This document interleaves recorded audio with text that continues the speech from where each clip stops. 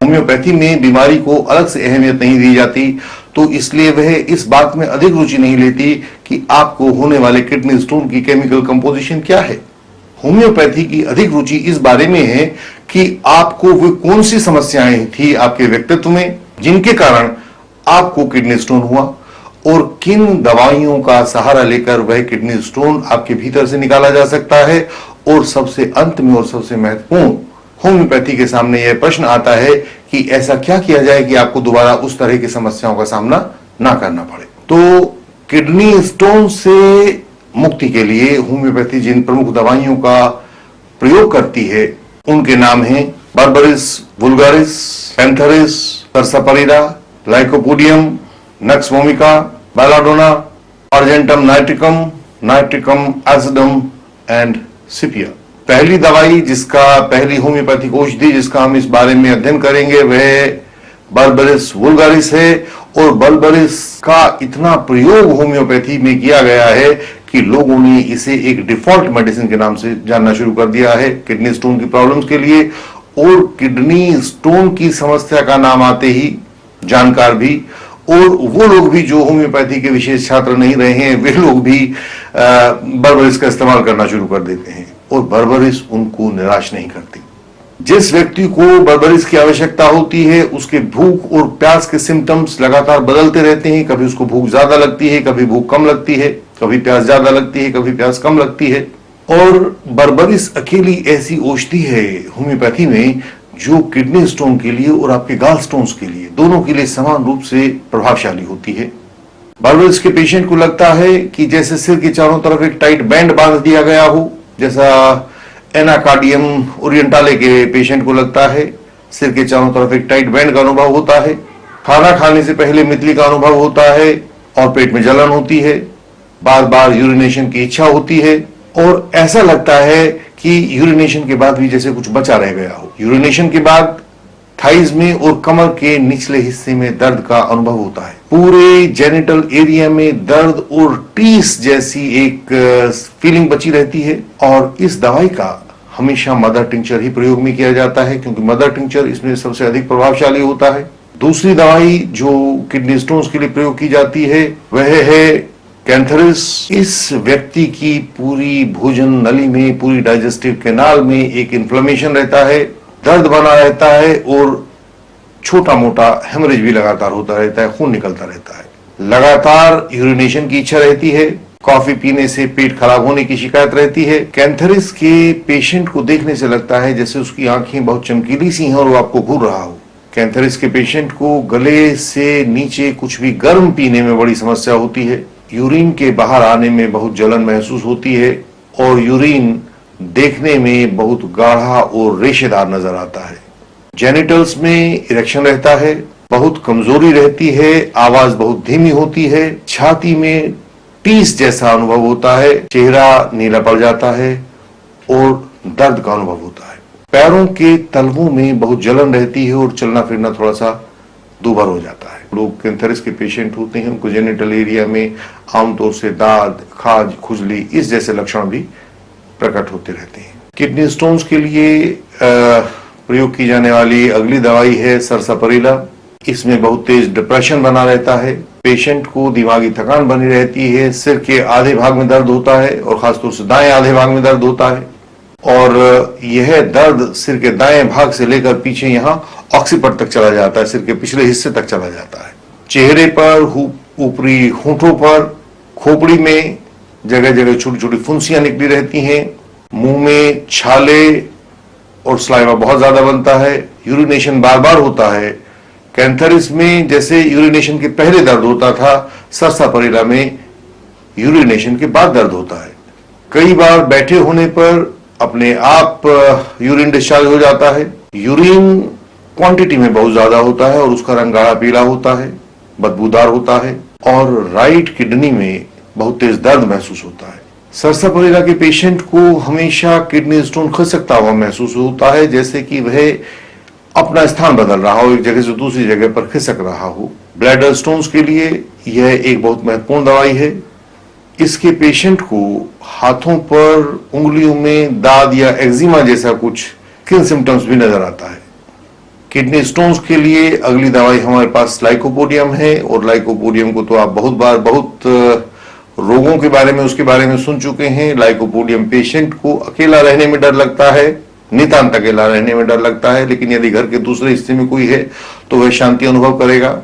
जीवन के बहुत सारे चैलेंजेस को फेस नहीं करेगा, बोलने लिखने में स्पेलिंग्स की गलतियां करेगा। लाइकोपोडियम के पेशेंट को ठंडा पानी पीने से गला खराब होने की शिकायत रहती है, और जब वो गर्म लिक्विड लेते हैं, कोई भी वार्म लिक्विड लेते हैं, चाय लेते हैं, तो इससे उन्हें बहुत आराम मिलता है। यूरिनेशन से पहले दर्द की शिकायत रहती है, लेकिन यूरिनेशन के एकदम बाद दर्द की शिकायत खत्म हो जाती है। यूरिनेशन बहुत बार जाना होता है, मीठा अच्छा लगता है इनको खाने में। जिस पेशेंट को लाइकोपोडियम की आवश्यकता होती है उसे 4 समस्याएं एक साथ पाई जाती हैं। किडनी की प्रॉब्लम पाई जाती है, यूरिन की प्रॉब्लम पाई जाती है, पौरुष की प्रॉब्लम पाई जाती है, लीवर की प्रॉब्लम पाई जाती है, और गले की प्रॉब्लम पाई जाती है। ये चारों प्रॉब्लम यदि एक साथ हो, मीठा अच्छा लगता हो, ठंडा पानी पीने से गला खराब हो जाता हो, देखने से वह पेशेंट अपनी आयु से ज्यादा का लगता हो, तो समझिएगा कि यह लाइकोपोडियम का पेशेंट है। इन लोगों को आमतौर से अपने शरीर के दाहिने हिस्से में अधिक समस्याएं होती हैं। किडनी में भी, राइट किडनी में अधिक स्टोन पाया जाएगा। अगली औषधि हमारे पास नक्स वोमिका है। लाइकोपोडियम की तरह आपने नक्स वोमिका का भी बहुत नाम सुना है, बहुत बार इसको दिया जाता है, अनेक प्रॉब्लम्स के लिए इसको दिया जाता है। और नक्स वोमिका के बारे में हम जानते हैं कि यह औषधि मुख्यतः उन बीमारियों के लिए, उन परिस्थितियों के लिए काम में आती है जो हमारे आधुनिक जीवन शैली से पैदा होते हैं। लगातार बैठे रहना, शरीर में व्यायाम या श्रम नहीं के बराबर होना, वर्कोहलिक होना, काम के तनावपूर्ण घंटे होना, उनसे जो बीमारियां पैदा होने वाली हैं उनके लिए नक्स वोमिका का प्रयोग किया जाता है। ये लोग चिड़चिड़े हो जाते हैं, कर्कश हो जाते हैं, तनाव से भरपूर हो जाते हैं। इन लोगों को शोर, ठंड, गंध, स्पर्श, इनकी किसी भी चीज का अधिकता अच्छी नहीं लगती, उससे इन्हें चिड़चिड़ाहट पैदा होती है। कब्ज और पाइल्स रहती हैं, पेट साफ नहीं होता, लगातार महसूस होता है कि अभी कुछ बचा रह गया है, यूरिनेशन बार बार जाना होता है, लेकिन यूरिनेशन के बाद भी इन्हें लगता है कि नहीं, अभी पूरी तरह से साफ नहीं हो पाया है। यूरिनेशन के समय यूरेथ्रा और ब्लैडर में कुछ सेंसेशन होती है। राइट किडनी से लेकर आपके जेनिटल्स तक एक टीस जैसा अनुभव होता है। और इन लोगों में जो नक्स वोमिका के पेशेंट होते हैं, इन लोगों में यूरिन के ऊपर कंट्रोल करना कई बार बहुत मुश्किल काम होता है। अगली औषधि हमारे पास टबैकम है। जिन केसेस में किडनी स्टोन, किडनी के बजाय यूरेटर यानी कि जो यूरिन की नली होती है उसके अंदर जिस समय स्टोन होता है, उस समय टबैकम एक रामबाण औषधि का काम करती है। इसके पेशेंट्स को आमतौर से जी मिचलाने की समस्या रहती है, पेट में गर्मी होती है जबकि सारे शरीर में ठंड बनी रहती है। इस तरह के लोग अपने शरीर से कपड़े ऊपर उठाकर पेट को आमतौर से खुला रखते हैं। जिन हालात में किडनी स्टोन्स की समस्या होने पर पेशेंट्स को पेट को बिना कपड़ों के रखने की आदत हो जाती है, वहां पर टबैकम पर एक बार जरूर विचार करें। और कई बार ऐसा भी देखने में आता है कि ये पेशेंट सोते समय अपने बिस्तर को भी गीला कर देते हैं, और बच्चों में तो यह समस्या खासतौर से होती है। अगली दवाई हमारे पास अर्जेंटम नाइट्रिकम है, लेकिन अर्जेंटम नाइट्रिकम को हम सिर्फ किडनी स्टोन से नहीं बांध सकते हैं। यह एक बहुत गहरी औषधि है, और आमतौर से जिन पेशेंट्स में एक एंजाइटी बनी रहती है, हमेशा एक व्यग्रता बनी रहती है, उन पेशेंट्स के लिए इसका बहुत गहरा उपयोग है। वो व्यक्ति हमेशा समय की और स्थान की तंगी का अनुभव करते हैं, और उनकी कमर के निचले भाग में हमेशा दर्द बना रहता है। अर्जेंटम नाइट्रिकम के पेशेंट्स को मीठा बहुत अच्छा लगता है। ऊंचाई को लेकर उनके मन में एक विशेष फीलिंग रहती है। कई बार जी चकराता है, कई बार जी करता है कि हम इस खिड़की से बाहर कूद जाएं। वह जो सामने ऊंची बिल्डिंग है वह तो हमारे ऊपर गिरती आ रही है। अनेक प्रकार की विचित्र कल्पनाएं इन लोगों के मन में होती हैं। अर्जेंटम नाइट्रिकम के पेशेंट्स के किडनी स्टोन को लेकर उसमें लाली दिखाई दे सकती है यूरिन में, वो हल्के से रक्तस्राव या हेमरेज के कारण होती है। उनके यूरिन में पस हो सकता है, या यूरिक एसिड की मात्रा बढ़ी हुई या घटी हुई भी हो सकती है। यूरिनेशन के समय बहुत जलन अनुभव होती है, और एक डिवाइडेड स्ट्रीम की समस्या इन लोगों के सामने आती है। यूरिन के समय स्ट्रीम डिवाइड हो जाती है। अर्जेंटम नाइट्रिकम के पेशेंट्स को हमेशा किसी गंध से कोई एलर्जी अवश्य होती है। यदि किडनी स्टोन की समस्या हो और हम उसे किसी गंध से एलर्जी का भी अनुभव प्राप्त होता हो तो समझिएगा कि अर्जेंटम नाइट्रिकम की संभावना है। अगली दवाई हमारे पास बेलाडोना है और जिस तरह से हमने बर्बरिस वुल्गारिस को एक डिफॉल्ट मेडिसिन के रूप में उपयोग किया है, वैसे ही किडनी स्टोन से होने वाले दर्द को रोकने के लिए भी हमने बेलाडोना का प्रयोग उसी ही तरह से किया है। जब भी किडनी स्टोन से आपको भयंकर दर्द होता है तो बेलाडोना 200 आपके लिए एक रामबाण औषधि सिद्ध होती है।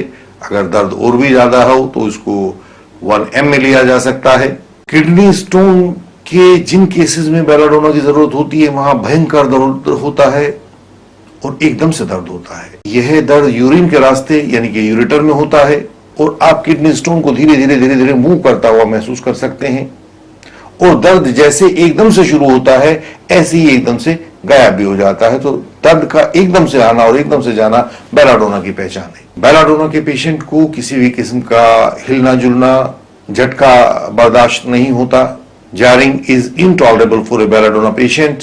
बेलाडोना पेशेंट के यूरिन में ग्रे कलर का एक शेड शामिल रहता है, एक राख जैसी वहां पर अनुभव होती है। पेशेंट को ढेर सारा ठंडा पानी चाहिए। बेलाडोना की इतनी उपयोगिता को देखते हुए इसे कई बार तो होम्योपैथी में एक पेन रिलीवर के रूप में भी इस्तेमाल कर लिया जाता है। इस वीडियो के अलावा इस ही जैसी अन्य वीडियोस को देखने के लिए और आने वाली नई वीडियोस के बारे में लगातार अपडेट रहने के लिए आप इस चैनल को सब्सक्राइब कर सकते हैं। और जब तक हम नई वीडियोस को लेकर आपके समक्ष दोबारा उपस्थित हों, तब तक के लिए नमस्कार।